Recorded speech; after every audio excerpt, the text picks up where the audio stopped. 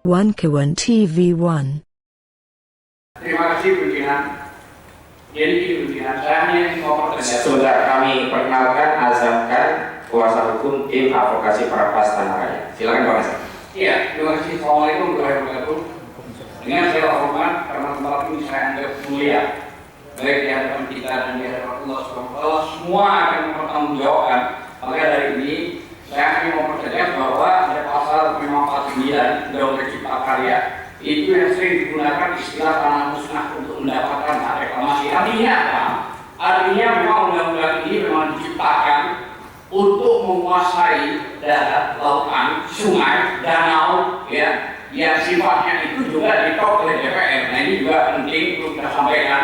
DPR sebagai Dewan Perwakilan Rakyat juga harusnya mengukur sebelum mengetok undang-undang tersebut, karena apa? Ini menyangkut hak wilayah daulat rakyat sesuai kekuatan pasal 2 Undang-Undang Dasar 1945. Jadi harapan saya, apa yang disampaikan koordinator tadi sudah cukup jelas, bahkan beberapa saksi-saksi yang menjadi korban paksa baik di Teluk Naga, di Banten maupun di Tangerang dan juga di Sunda, karena persoalannya adalah mereka ini bermain kepada oknum-oknum BPN, dan ini harus juga dibersihkan karena BPN juga banyak sekali bermain kejahatan-kejahatan model ini, karena mereka mendapatkan uang fasilitas dan segala macam, tapi berani mengorbankan atas segala keinginan para oligarki. Dan ini tolong juga apa yang terjadi di Sunda, di Gresik Putih, dan bahkan di dalam wilayah Madura juga dan Sidoarjo itu sama. Harapan saya kepada pimpinan untuk mempertegas koordinasi kepada Polda, Mabes maupun juga area BPN untuk dicabut kalau sudah tidak sesuai dengan undang-undang, dan memang tidak pernah ada undang-undang yang menyatakan bahwa laut, danau, sungai itu bisa dibuat sertifikat, baik sertifikat hak milik maupun hak milik, apalagi selain dari itu. Saya kira begitu tambahannya. Terima kasih. Kami dari tim lawyer penggugat nomor 74 di Main Pusat, koordinatornya Ahmad Rasulullah, dan beberapa rekan ini dia ada Soraya, ada Abdul, banyak sekali yang hadir, rekan-rekan lawyer di sini, dan prinsipal juga harus jadi ada. Terima kasih.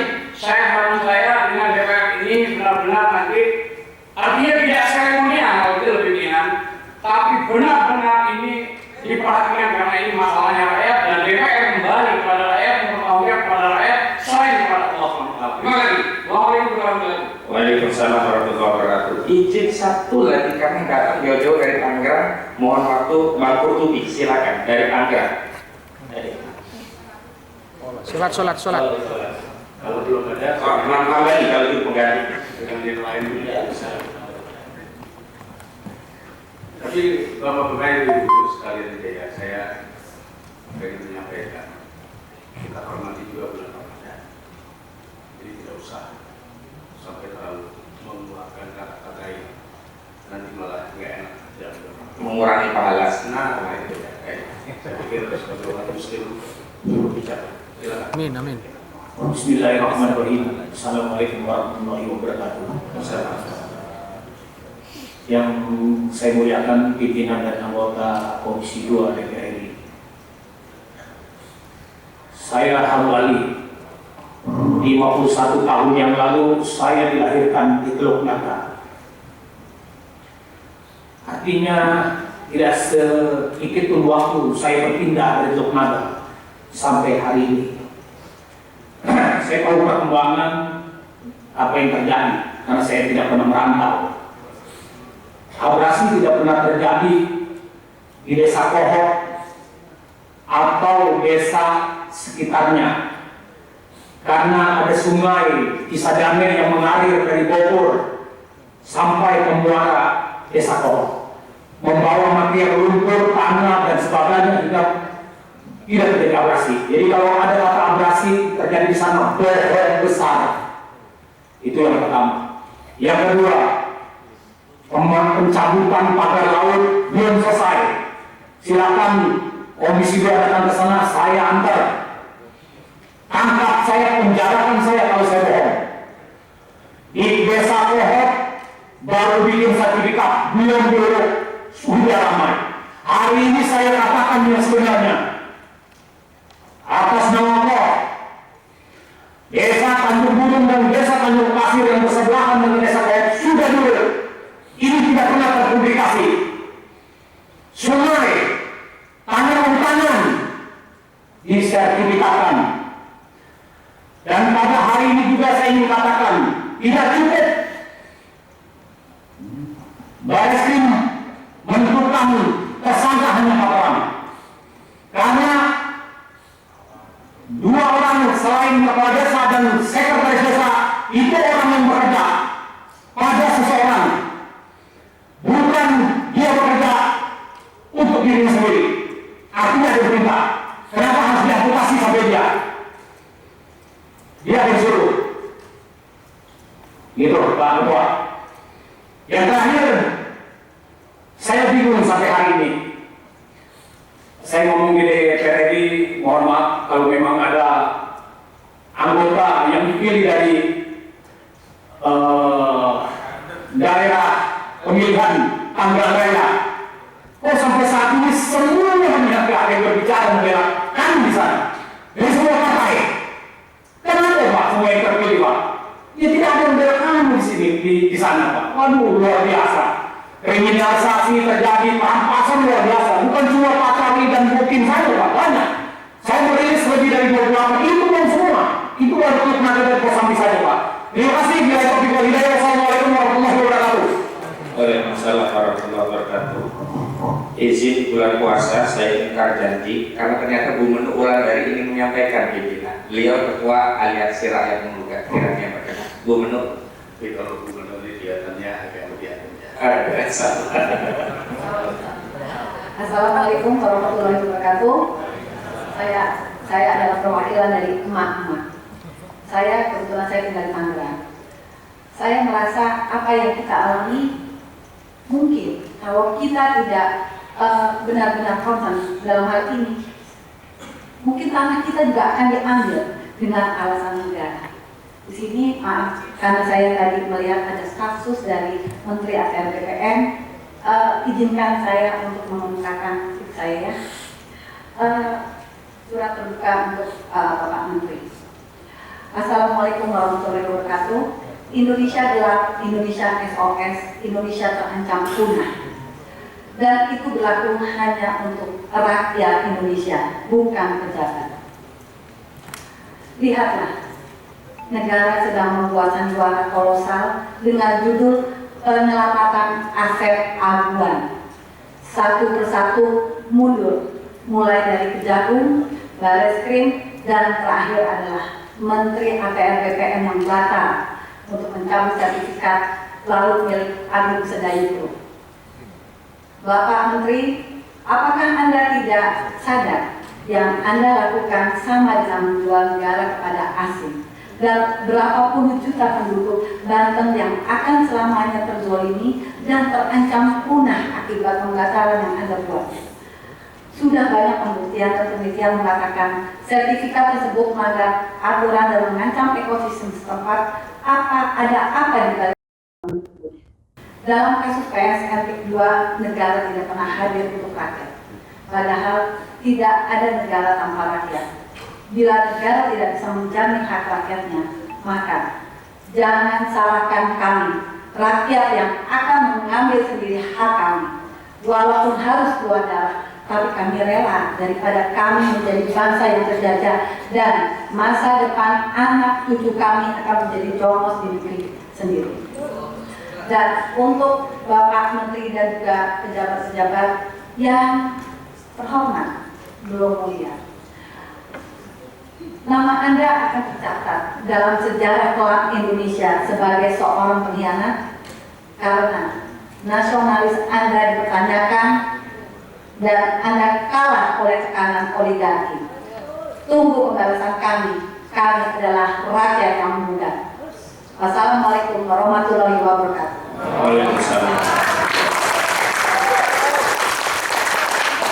Kalau saya lebih serem sama yang ini. Karena kalau emak-emak udah ngomongin dalam itu, baju. Cukup dari terima kasih. Saya membacakan kesimpulan. Oke. Baik.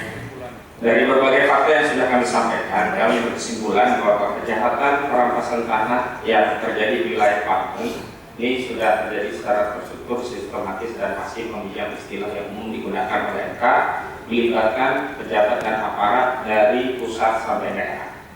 Kedua, karena itu kami merekomendasikan kepada DPR RI untuk membentuk panitia khusus untuk dalam rangka melakukan audit baik dari segi kinerja, keuangan, juga hukum, dan kemudian melakukan proses terhadap setiap pelanggaran.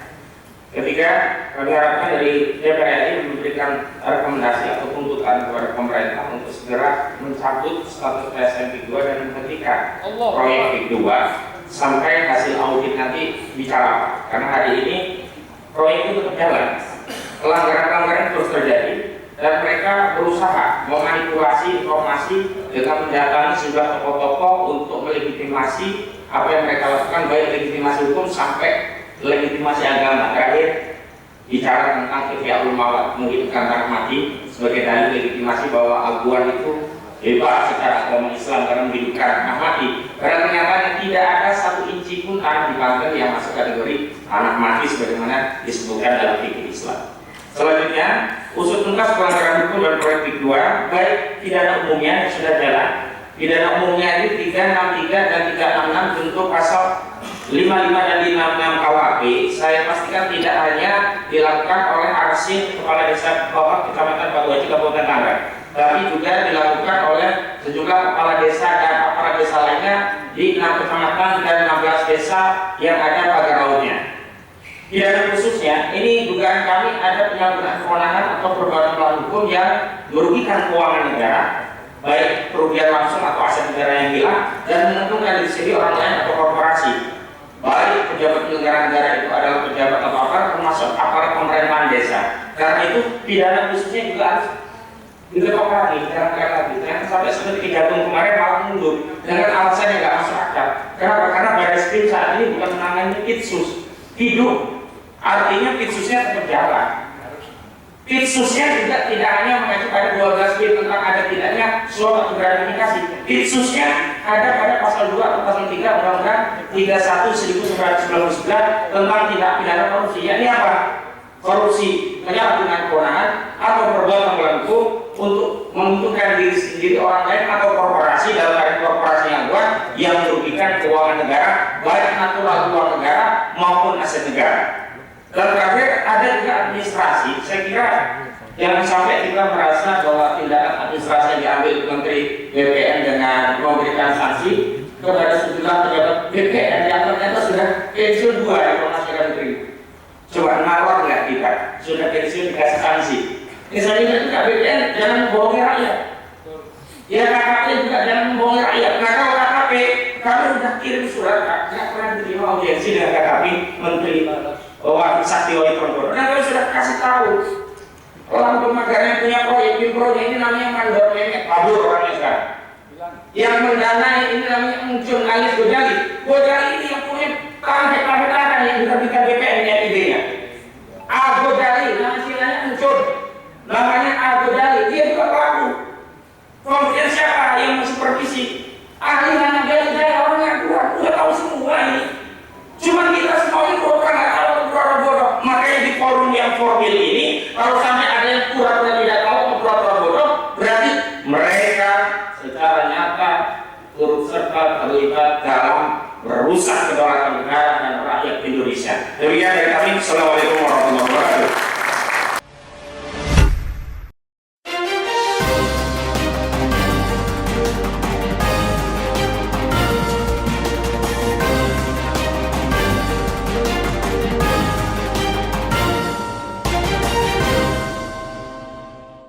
One K1 TV1